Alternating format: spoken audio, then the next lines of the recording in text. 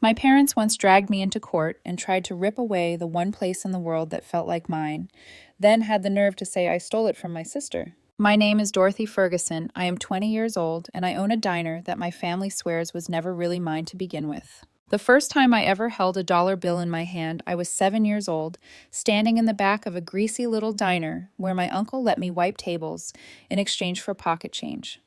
Most girls my age were busy trading stickers, braiding each other's hair, or watching Saturday morning cartoons. I was memorizing the lunch specials and learning how to refill ketchup bottles without making a mess. The place smelled like burnt coffee and fryer oil. The floors were always a little sticky no matter how much we mopped.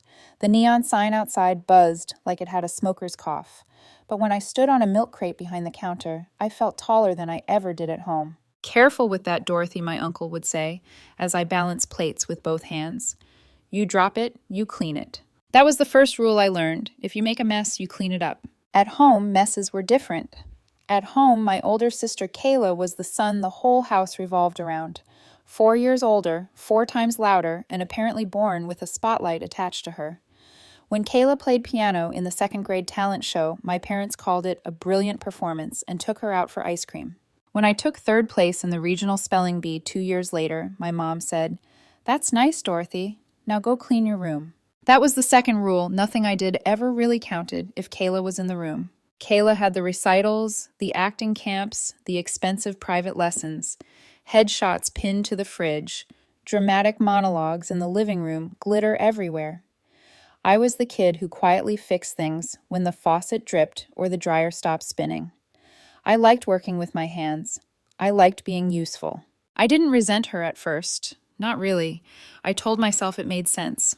Kayla liked glamorous things, and I liked jobs nobody noticed. She was loud, dramatic, hungry for attention. I preferred the background watching learning. I got a quiet thrill out of solving problems no one else wanted to deal with. I didn't need the spotlight. I needed purpose. I found it the summer I turned 14. A friend of my uncle needed someone to work the fryer at his burger joint for minimum wage under the table. No uniform deposit, no paperwork. Just show up on time and don't burn the place down. I jumped on it like it was a scholarship.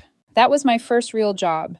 I treated it like it was a management trainee program at some huge corporation. I'd ride my busted bike across town at 6 in the morning, wearing a secondhand uniform 2 sizes too big, and sneakers that squeaked when the floor was wet. I never complained. Not once.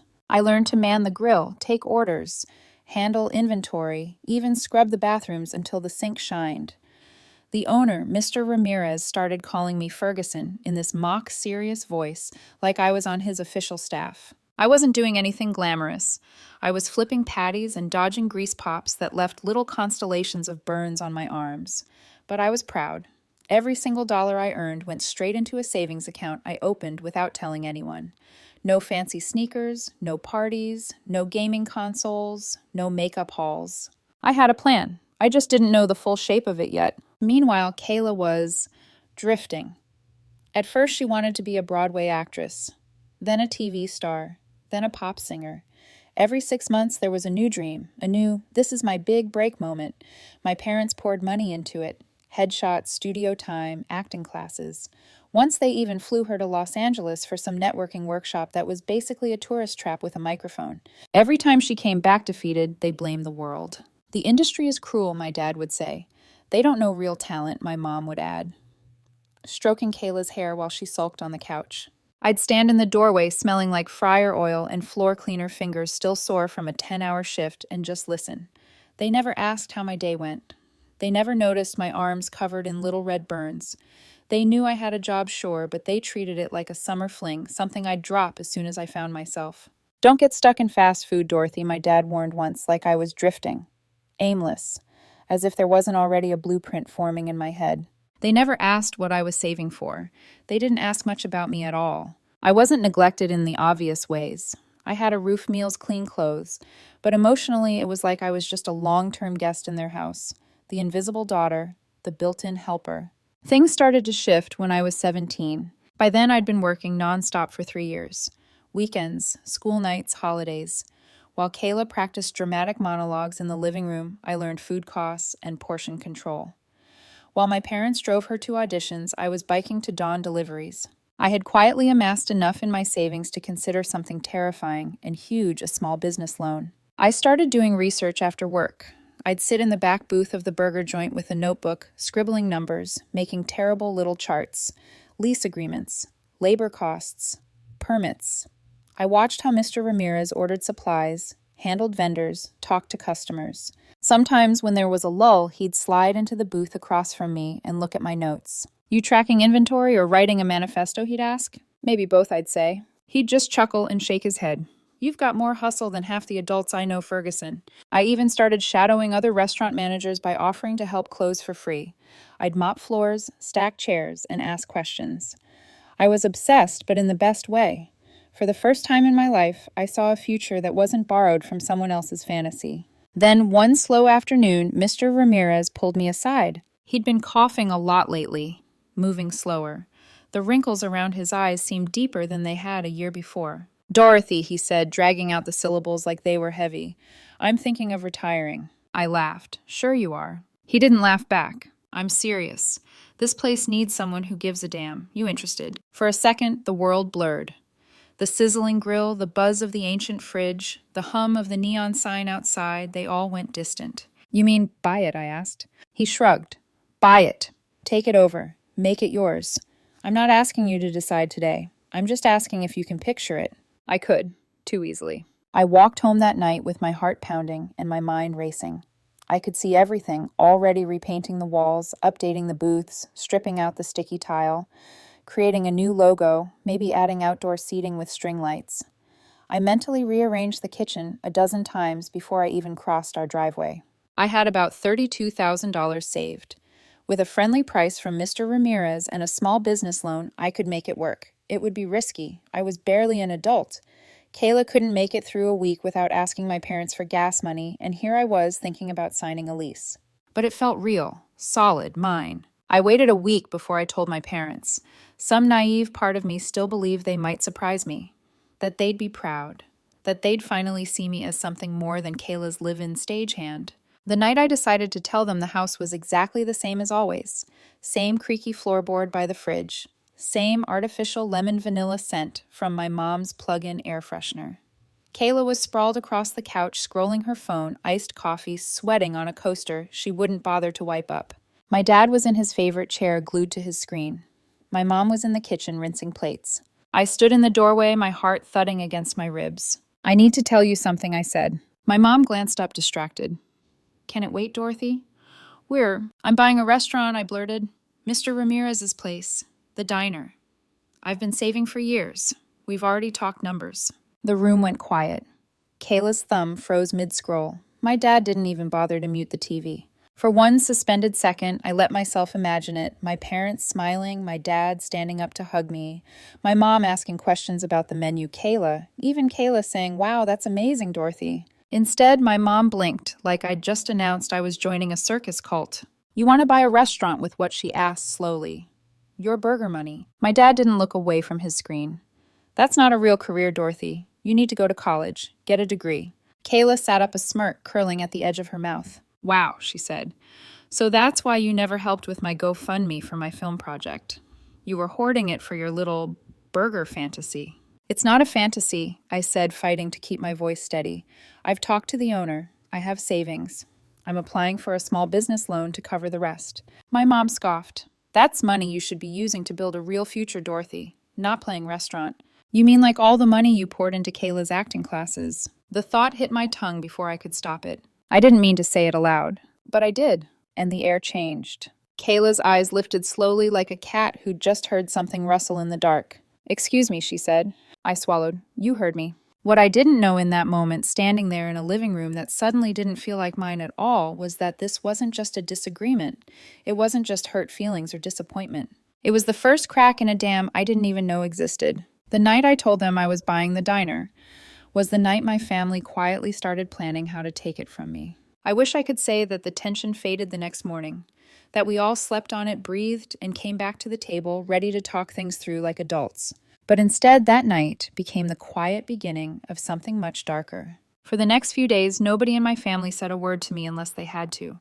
Kayla flounced around the house, humming show tunes, passive-aggressively loud. My mom kept giving me these long, pitying looks, like she'd caught me practicing lines for a play I would never get cast in. My dad acted as though I'd merely announced I was thinking of buying a unicorn. Meanwhile, I kept working double shifts, finalizing paperwork with Mr. Ramirez and meeting with a loan officer who kept saying things like, "Your financial discipline at this age is impressive," while I pretended not to glow. I wasn't doing something reckless. I was building something real. And for a week, my family simply pretended I wasn't. Then everything detonated. It happened on a Sunday evening. Kayla's friends were over some of her old acting classmates, one self-proclaimed creative director, a girl who cried whenever she felt blocked. They were drinking white wine out of mason jars, like it was a personality trait, and gossiping loudly about some girl who got cast in a toothpaste commercial. I walked into the kitchen to refill my water, and the moment I stepped in, the room went silent. Kayla rotated toward me slowly, like she had been waiting. "So," she said, voice sugary, "when are you quitting your burger job?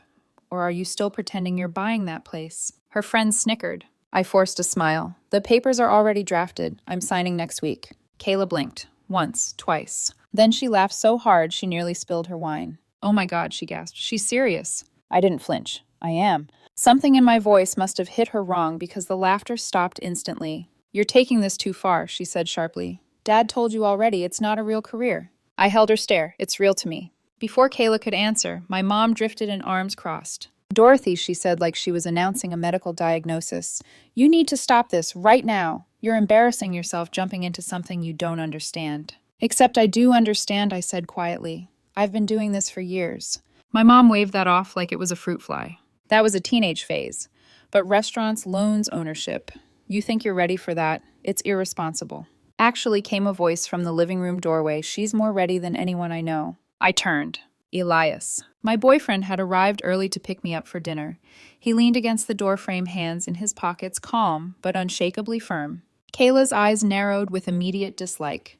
She never liked Elias, mostly because he never played along with her dramatic nonsense. "Oh, please," she said. "Spare me the proud boyfriend speech." Elias didn't blink. Not proud. Impressed. "There's a difference." Kayla scoffed.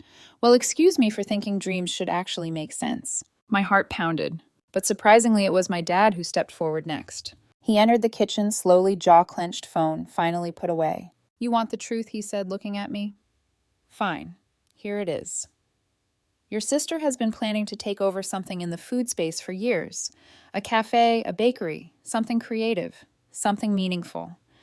And this diner, Ramirez's place, was always going to be a family opportunity." I stared at him. "I'm sorry," I said flatly. "What?" "It was always going to be Kayla's," he said, folding his arms. "We just hadn't told you yet." The air died. Even Kayla's friends stopped breathing. "It was going to be mine," Kayla echoed, positively glowing now. My dad nodded. "We'd talked about it.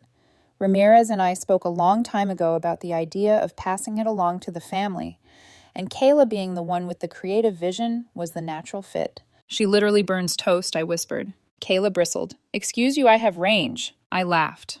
I couldn't stop it. A raw, incredulous laugh I didn't recognize.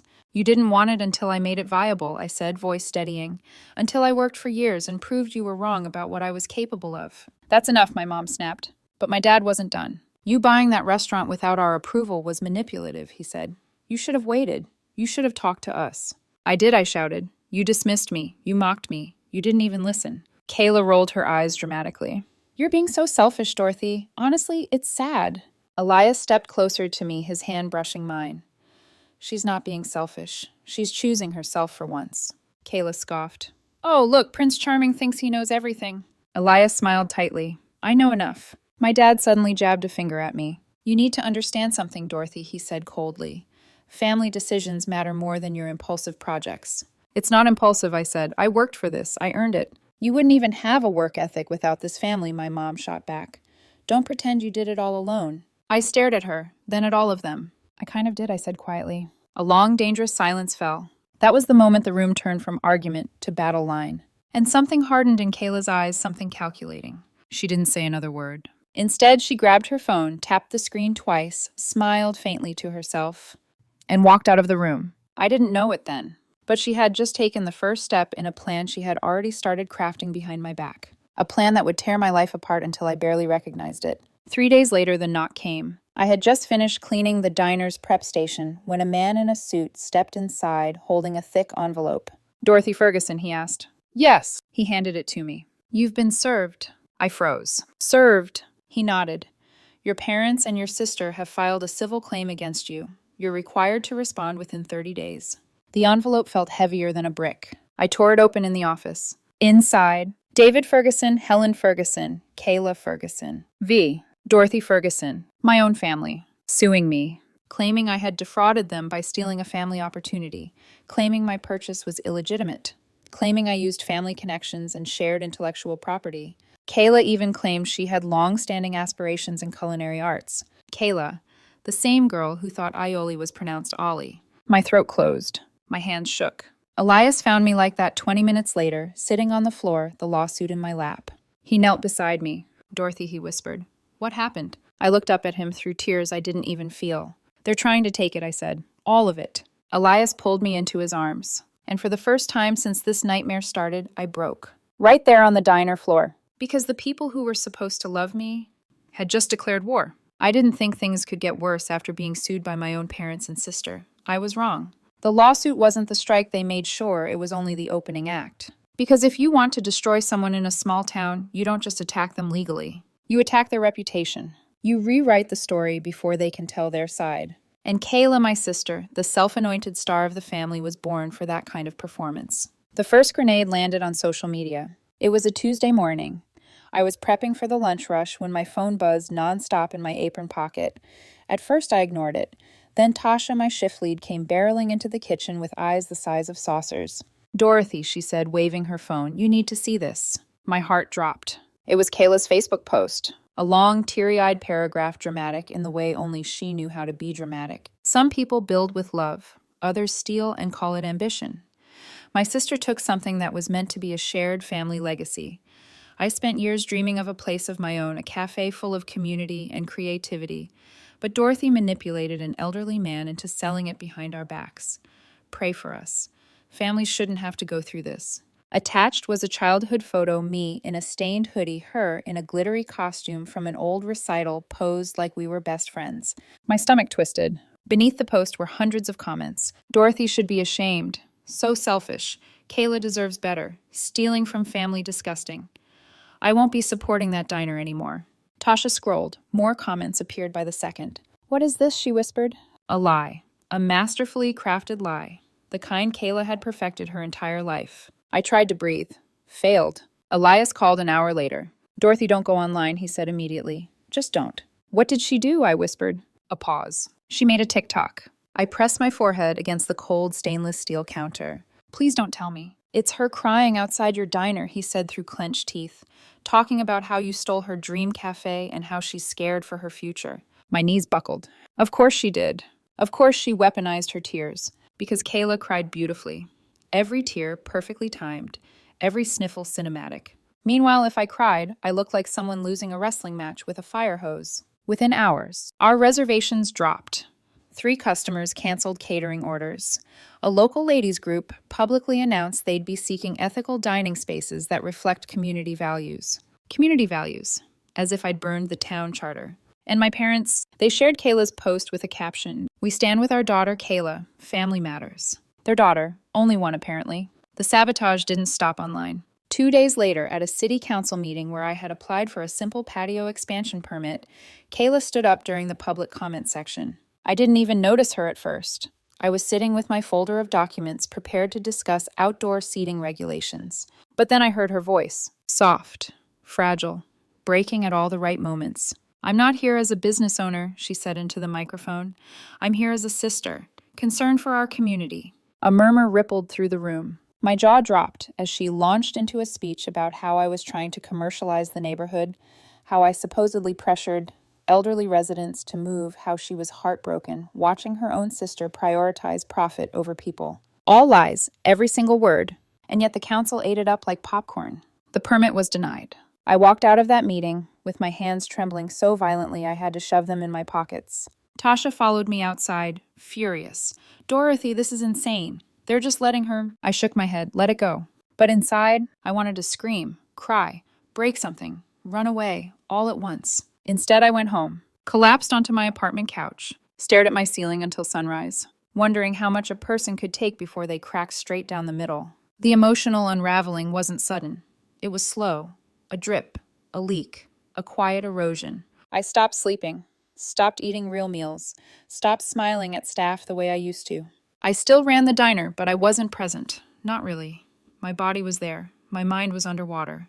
And Elia? He noticed. One night he came over with takeout and that worried crease between his eyebrows that appeared whenever he thought I was fading. "You're scaring me, Dorothy," he said softly. "Talk to me." "What's there to say?" I whispered. "I'm losing everything." "You're not," he insisted. "We'll get through this." "We," I repeated. "Elias, this is my mess." He reached for my hand, but before he could speak, his phone buzzed on the table. The screen lit up with a name I knew too well. Sabrina, his ex-girlfriend. A girl who once bragged she could get Elias back anytime she wanted. I froze. He immediately flipped the phone face down.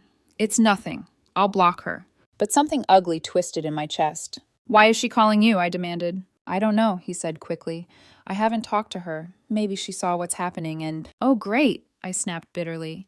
"Even she thinks I'm pathetic now." "Dorothy, no. Maybe she wants to comfort you," I said, voice breaking. "You know, since she liked doing that when you were together." Elias's face tightened. "That's not fair. I'm here with you." "Yeah." "For how long?" I choked out. "Until I lose the restaurant. Until I fall apart completely." His jaw clenched in frustration, not at me, but at the situation.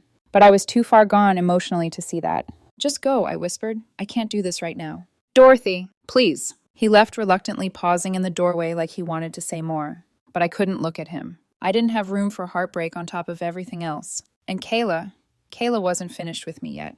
3 days later, I walked into work and froze. Because across the street, a new sign hung on the freshly painted storefront. Pastel lettering, cute aesthetic, hand-drawn leaves. Kayla's Kitchen. A farm-to-table experience.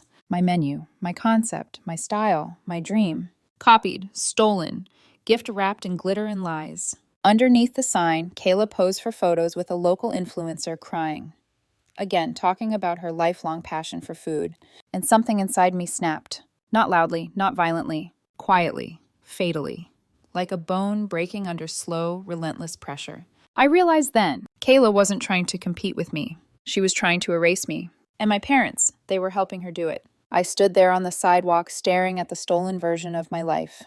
And for the first time since this entire nightmare began, I felt something colder than fear, sharper than sadness, more powerful than rage. Resolve. She wanted a war. She was about to get one. Kayla's Kitchen opened on a Saturday morning with pastel balloons, a hired DJ, and a rented bubble machine that puffed glitter-flecked clouds across the sidewalk. The whole street smelled like cinnamon and desperation.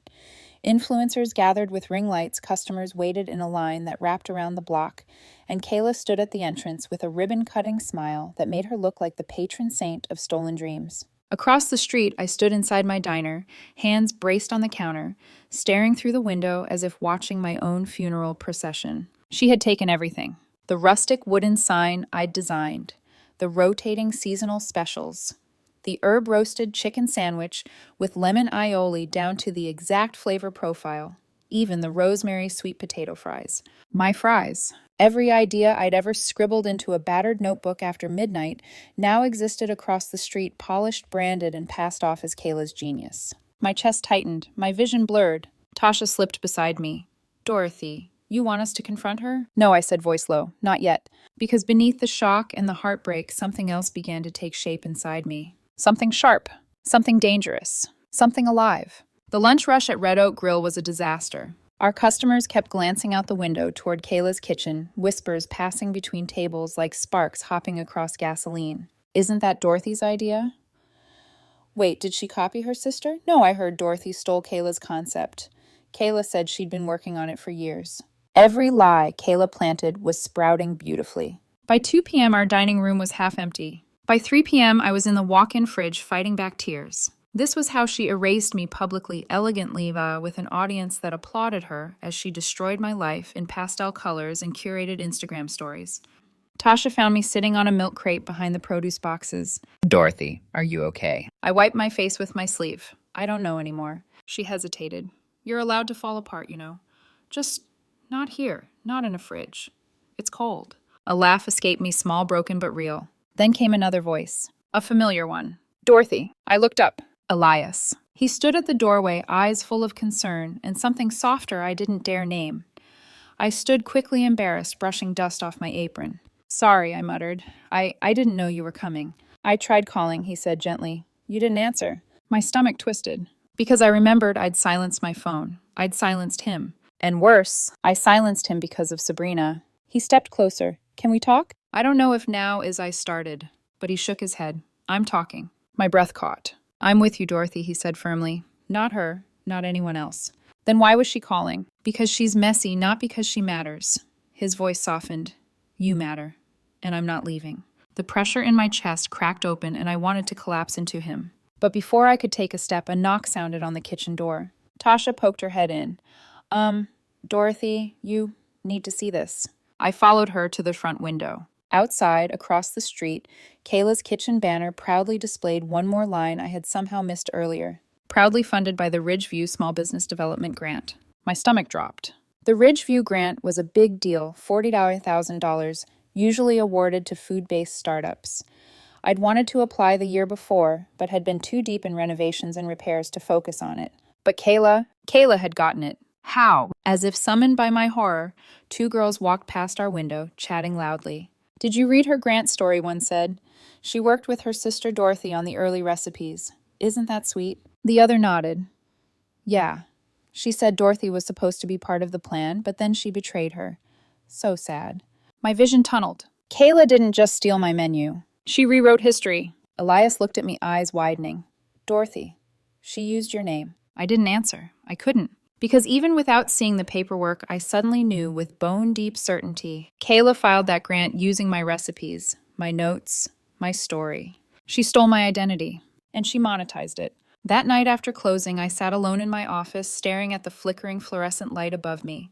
The restaurant was silent except for the hum of the cooler. On my desk sat my beat-up notebook, the one filled with years of ideas, sketches, menu concepts, margins, packed with notes like try smoked paprika and test lemon zest ratio. My life's work. Taken. Across the street, Kayla's kitchen lights glowed bright and triumphant. My hands curled into fists. Enough. I grabbed my laptop, and I started researching. Copyright law, recipe protection statutes, business registration records, trademark infringement, brand dilution, identity theft, misrepresentation, grant fraud. Words that tasted metallic and powerful. As I clicked link after link, a cold clarity settled inside me. Kayla had spent her whole life being adored, excused, protected, coddled. She had never faced consequences. But this time she targeted the wrong sister. And she was about to learn, quiet girls don't stay quiet forever, not when someone tries to erase them. By 3 a.m., I had a folder full of documents, every time-stamped menu draft, every recipe prototype I'd emailed myself, every logo sketch, every message discussing spice ratios, every dated photo of dish testing, screenshots of Kayla's fake origin stories, screenshots of the stolen menu items, and worst of all, a PDF from the city's public records database. Kayla's grant application. The parts I could see without the full file were enough to make my blood run cold. Concept developed with culinary partner and sister Dorothy Ferguson.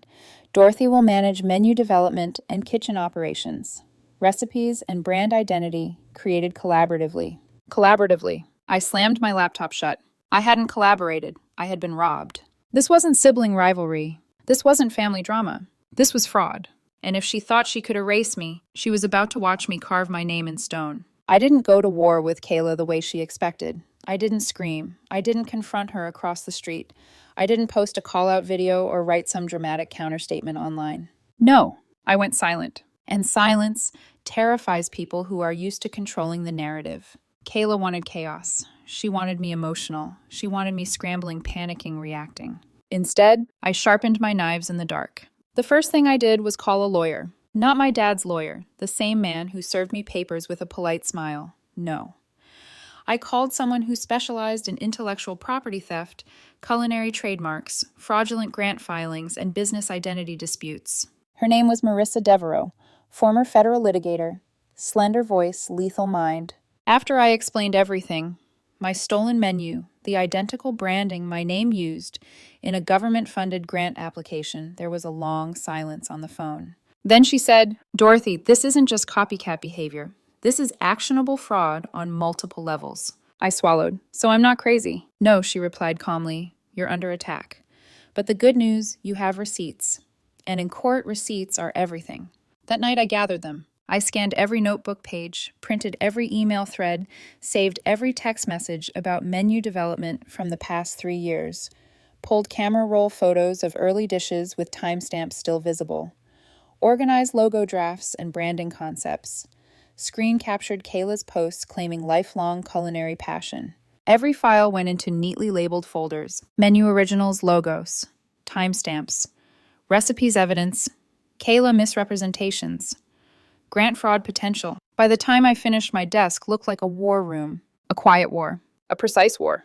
A war Kayla never saw coming. But I didn't attack immediately. That's not how strategy works. First, I rebuilt my footing slowly, intentionally, because if Kayla thought she could bury me under pastel branding and faux authenticity, I would remind the town exactly who the real cook was. The real storyteller. The real heart. It started with a dessert. My dessert. A small piece of my childhood. The cinnamon caramel bread pudding. I made it out of leftover brioche, brown sugar cinnamon, and a deeply rich house-made caramel.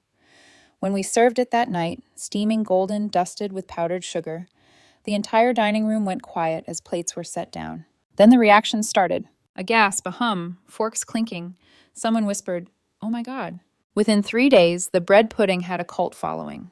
A local food blogger wrote, "Red Oak Grill has something Kayla's kitchen can't buy soul." It was just one dessert, but it was the first thread that tugged the whole city back toward me. Next came Throwback Thursdays. Every week, we added one childhood comfort food with a grown-up twist: garlic confit grilled cheese, smoked paprika tomato soup, meatloaf sliders on toasted sourdough, peanut butter brownies with sea salt. But it wasn't just the food. It was the stories. Every item had a card tucked under the napkin. A memory from me. One card read, "I burned my first pancake at age 10. My uncle ate it anyway and said it tasted like ambition." Another, "In 7th grade, I learned how to caramelize onions to avoid thinking about a bad day at school." This is the grown-up version of that coping mechanism. Customers didn't just eat the food.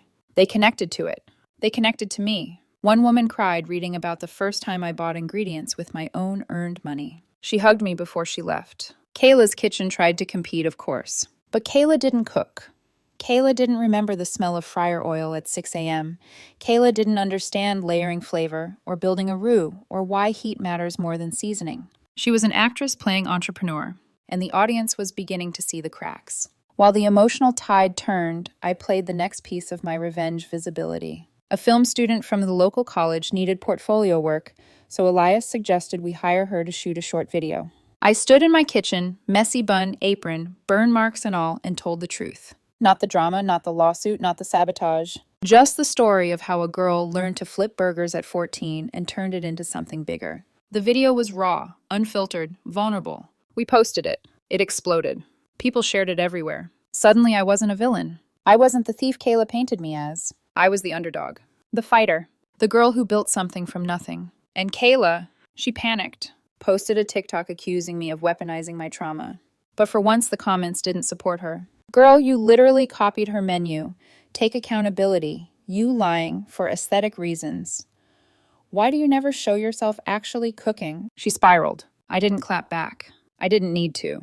I was saving my voice for something bigger. 1 week later, my lawyer sent a cease and desist to Kayla's kitchen for recipe duplication, for brand mimicry, for identity misrepresentation, for grant fraud, for business dilution. We included time-stamped prototypes, design drafts, employee witness statements, photos, screenshots, everything she thought no one would care about.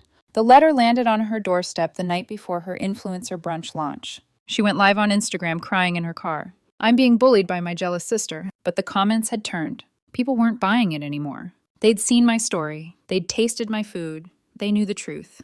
Kayla tried damage control, changing menu names, deleting posts, revising her origin story, but it was too late. The internet forgets many things, but it never forgets a liar exposed. Meanwhile, Red Oak Grill was thriving. A local craft brewery asked me to collaborate on Red Oak Nights, a weekend food truck event.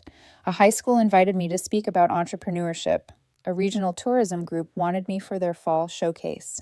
Elias helped me every step of the way. Our fight over Sabrina had faded into something small, something we learned from. He showed up early, stayed late, washed dishes when we were short-staffed, held me when I cried behind the dumpster after a long shift, made me laugh when I forgot how. He wasn't my whole world, but he made the world feel survivable, and he believed in me, in ways my family never had. Then came the email that changed everything. Subject line, your IP claim versus Kayla's kitchen clarification needed. Inside was the first page of Kayla's grant application. Not the public summary, the actual file. And in it, black and white, clear as a confession, concept developed in partnership with my sister Dorothy Ferguson, who will oversee the culinary vision. She used my name, my reputation, my work, to get $40,000. Fraud. Real prosecutable fraud. I stared at the screen, pulse pounding. Then I whispered the words I had been afraid to say out loud. She's finally done. Because now, this wasn't about revenge. This wasn't about family. This was about the law. And Kayla was about to learn what it feels like when the world she built on lies crumbles under the weight of truth. Fraud investigations don't move fast. They move quietly, deliberately, like a slow leak in the ceiling that no one notices until the whole roof collapses. And for the first time in my life, I wasn't the one beneath the dripping water. Kayla was. 2 weeks after my lawyer submitted the full report, every timestamp, every recipe draft, every stolen branding element, every screenshot of Kayla's fabricated origin story, the city's Small Business Development Office responded. Subject line, update. Grant audit status suspended. The email was polite, professional, deadly. Kayla had failed to submit required compliance documents. Her expense logs were incomplete or inconsistent. Her community programming did not exist. Her timeline did not reflect credible development. And the kicker, portions of the application may constitute material misrepresentation. Translation, Kayla lied, and the city had the receipts now. They froze the remainder of her grant funds, initiated a clawback procedure, and referred her file to the state's Economic Crimes Unit. $40,000 gone. Or about to be forcibly yanked back out of her hands. I should have felt triumphant. Instead, I just felt tired. Relieved, yes, but tired in a way that meant something inside me had broken long before the law finally caught up to her. The next blow didn't fall on Kayla, it fell on my parents. But in a way, it was always theirs to bear.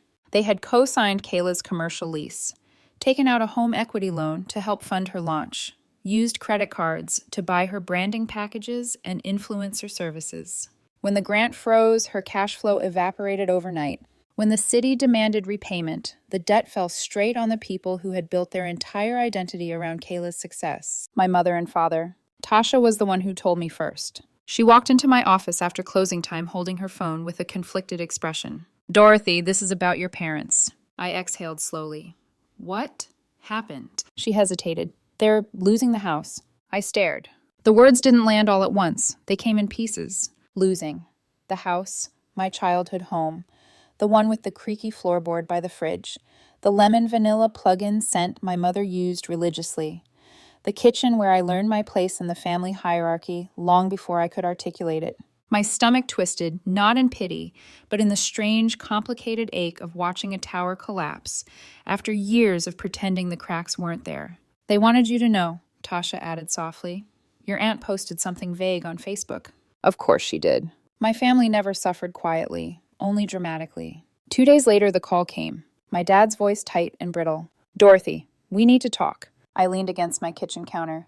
Okay, I'm listening. He cleared his throat. We need your lawyer's number. I blinked. I'm sorry, what? We need help negotiating with the city, he said quickly. If your lawyer could smooth things over. My mother's voice cut in faint in the background. Tell her she owes us this. We're her parents. My jaw clenched. Owes. That word again. The rope they'd always used to pull me back into line. Not this time. I steadied my breath. You sued me, I said calmly. That was a misunderstanding, my father snapped. No, I corrected softly. It wasn't. Silence stretched between us. Uncomfortable. Foreign. Dorothy, my mother finally said, her voice tight with anger. You are being vindictive. I'm being consistent, I replied, just like you taught me. I almost heard her flinch. She recovered quickly. You are tearing this family apart. No, I said. You already did that. I'm just choosing not to fix it for you. My father exhaled long and frustrated. So you're refusing to help your own family? Yes, I said. The word was strangely light, like taking a deep breath after years of shallow ones. Then I hung up. And for the first time since childhood, the silence that followed felt like mine. A week later, another letter appeared. Not from the city, not from Kayla, not from my parents, but from someone unexpected. The envelope was crisp, thick, embossed with a golden crest I didn't recognize until I turned it in the light. Ridgeview Culinary Institute. My breath stalled. Inside was a formal invitation. Ms. Ferguson. Your perseverance, authentic culinary identity, and community impact have come to our attention. We would like to formally invite you to join our adjunct faculty as a guest lecturer this fall term. Course Restaurant Building from the Ground Up. A case study in grit, identity, and craft. Respectfully, Dean Carla Alvarez. I reread it 3 times. 4, 5. Me. Teach. The girl who learned to flip burgers at 14. The girl who saved every dollar in a battered jar under her bed. The girl who was called unambitious, unrealistic, selfish. The girl who was nearly erased. The girl who rebuilt herself from scratch. A laugh, half disbelieving, half joyful, escaped me. When Elias came by later that night, I showed him the letter. He lifted me off the floor in a spinning hug. I told you, he whispered against my hair. You're unstoppable. I wasn't unstoppable, not yet. But for the first time, I felt like I could be.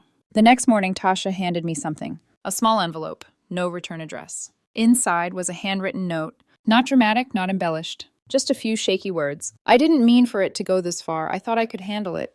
I'm sorry, Kay. I stared at the note for a long time. It wasn't an apology to heal me. It was an apology meant to heal her. A plea for absolution from the person she'd spent a year destroying. I folded the letter, placed it in my drawer, closed it gently. Some bridges don't burn out of anger. Some burn out of clarity. And I wasn't done yet. Because Kayla's collapse wasn't the end. Not for her, not for me, not for the truth. This story didn't end with the ashes. It ended with what I built from them. Fall semester crept in, slowly, cooler mornings, softer sunlight, the kind of breeze that carried cinnamon from the bakery down the street. I'd always loved this time of year, but this time it felt different. This time, I wasn't just the girl running a diner. I was Dorothy Ferguson, guest lecturer at the Ridgeview Culinary Institute. If 14-year-old me, standing on a sticky diner floor wiping ketchup off menus for $1 a day, could have seen this, she would have never believed it. My first day teaching came sooner than I expected. I dressed carefully, clean, white button-down, black slacks, hair, in a neat, low bun. Not glamorous, just steady, earned, honest. When I walked into the institute building, students swirled around me with their knives rolled, in canvas bags and cookbooks tucked under their arms. Posters of alumni who'd gone on to open Michelin-starred restaurants lined the hallways. And somewhere in that polished place of prestige was my name printed on a door. Adjunct faculty, instructor, Ferguson Restaurant Building from the ground up. It didn't feel real until I touched the sign with the tips of my fingers. Elias had insisted on driving me that morning. He leaned against the hallway wall, arms crossed, smiling like he'd known this was coming long before I did. You ready? He asked. No, I said truthfully, but I'm here. That's all you need to be. He kissed my forehead before leaving, and for once I didn't tense or worry or question anything. I just let myself have the moment. 17 students sat waiting when I entered the classroom. Some were eager, some skeptical. One boy in the back looked like he'd rather be asleep. I set my notebook down. I'm not a trained chef, I began. I didn't go to culinary school. I didn't grow up with connections or mentors or money. I started with a fryer and a notebook, and I made a lot of mistakes. A few students leaned forward. But everything I learned, everything I built came from the ground up. And that's what I'm here to teach. Not perfection, not polish, not the fantasy version of entrepreneurship, but the real one.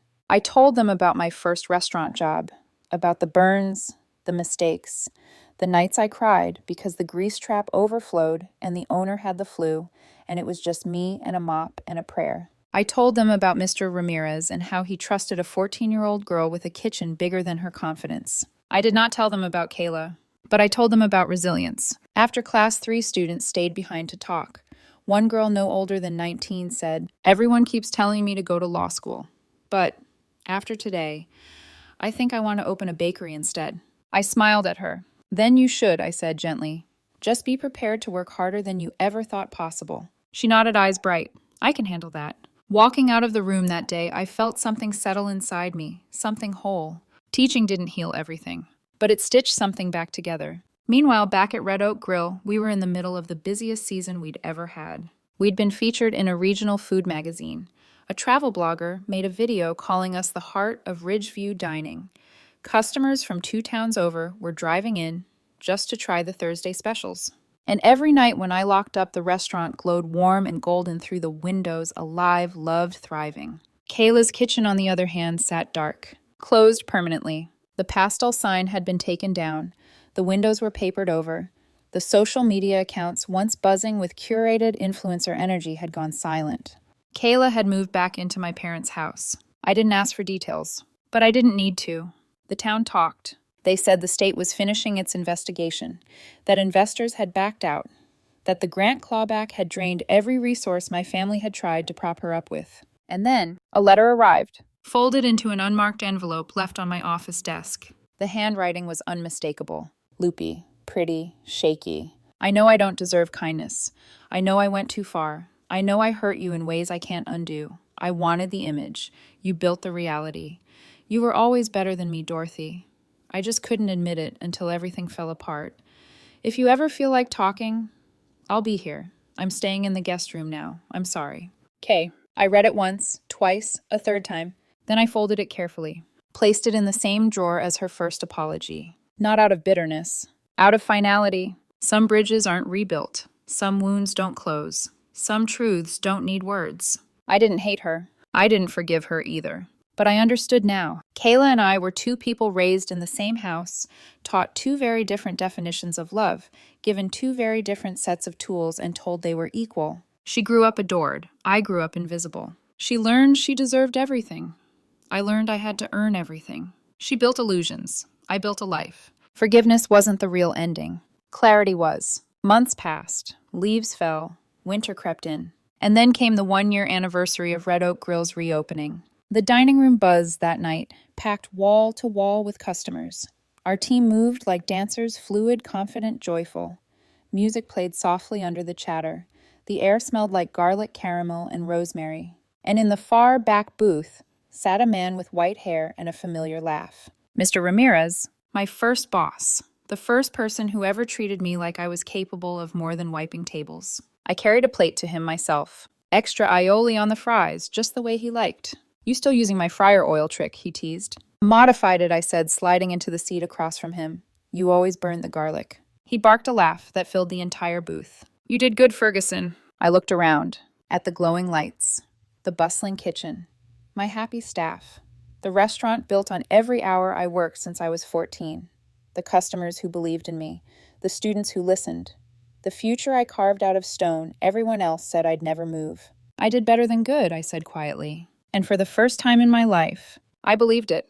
The night after my anniversary celebration, I stayed at the diner long after closing. Not cleaning, not working, just sitting. The lights were dim, the kitchen silent, and the dining room soft with the afterglow of a busy day. The wooden tables still held the warmth of people's laughter.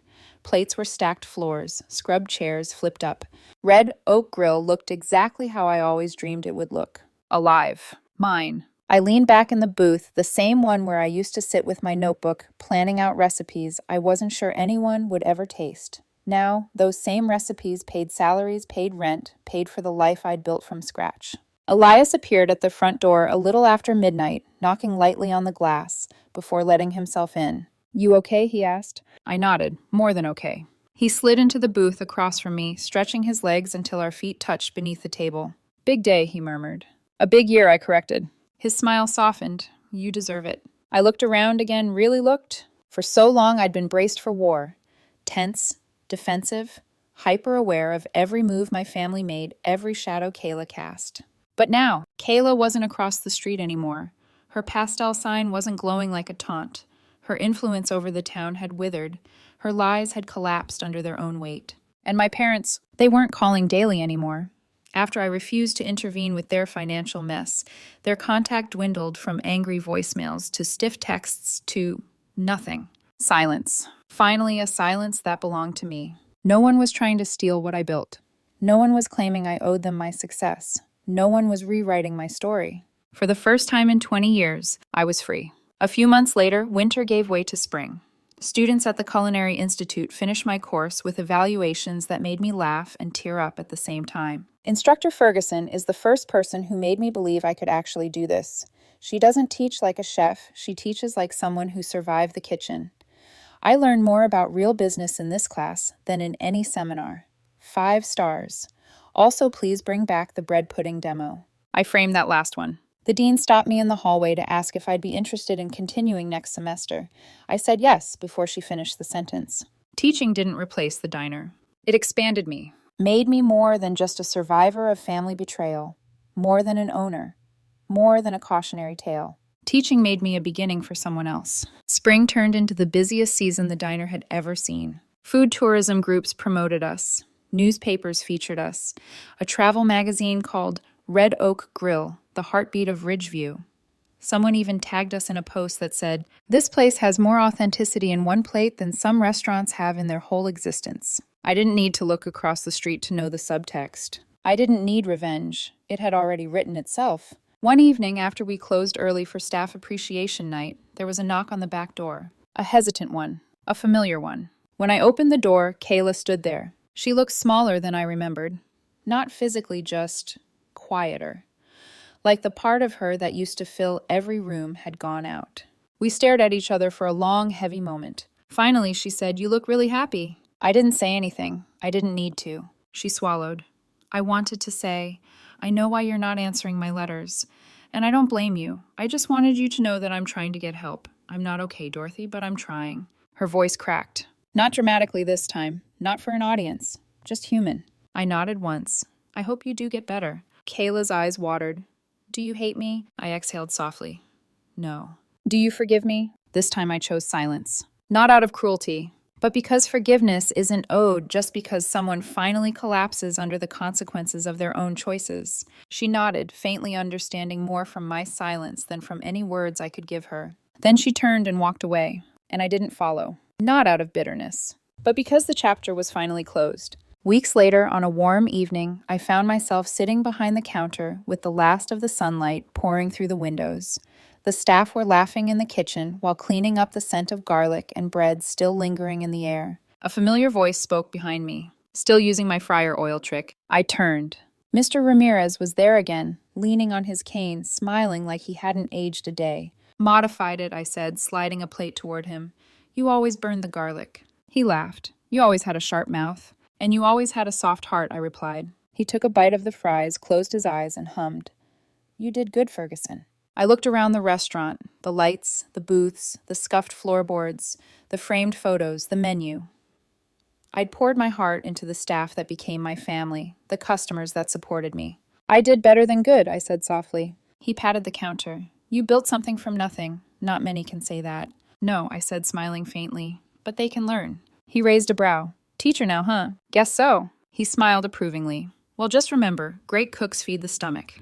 Great leaders feed the spirit." I let that sink in. Because he was right. I didn't want to just fight my past anymore. I wanted to feed the future. Later that night, I locked the doors, grabbed my purse, and stepped outside.